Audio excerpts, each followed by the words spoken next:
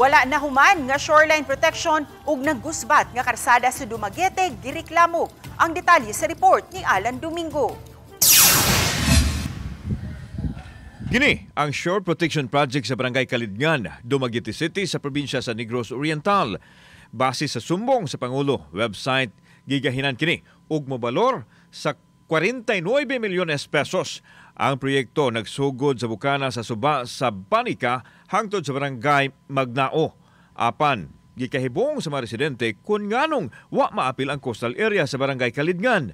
Gawas ni ana, wala usab matiwas og tambak ang reclaimed area sa dapit. Nagdumili sa pagpa-interview ang mga residente apan matod nila wa humana sa DPWH ang proyekto. Matod sa sumbong sa Pangulo DOTPH, ang Supreme Megastructure Builders Centite Construction Corporation ang nagtrabaho sa mga proyekto. Gisuwayan pas GMA Regional TV nga makuha ang habig sa nalambigit nga construction company.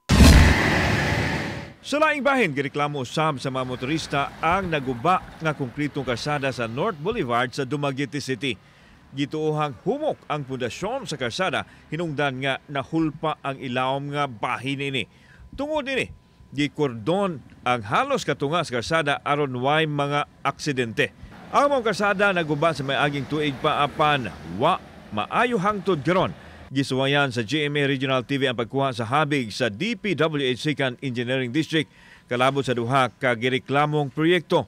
Apan wa kuno ang district engineer wala usay otorisadong personnel nga makatubag sa media. Nunot gyapon sa duha ka isyu, may palabang og resolusyon ang Dumaguete City Council. Diin ilang gihangyo ang Independent Commission for Infrastructure nga i-apil pag-imbestigar ang mga proyekto sa Dumaguete City o sa Negros Oriental. This copy will be also given to the Special Advisor to ICI in the name of Mayor Benji Magalong and the rest of the members of the Commission, Mr. Chair. It is imperative that we'll be able to pass this so that people will also be able to know that we are not silent on the issue. Kauban si Clarence Gabutin, ako si Alan Domingo. Balitag, Bisdak.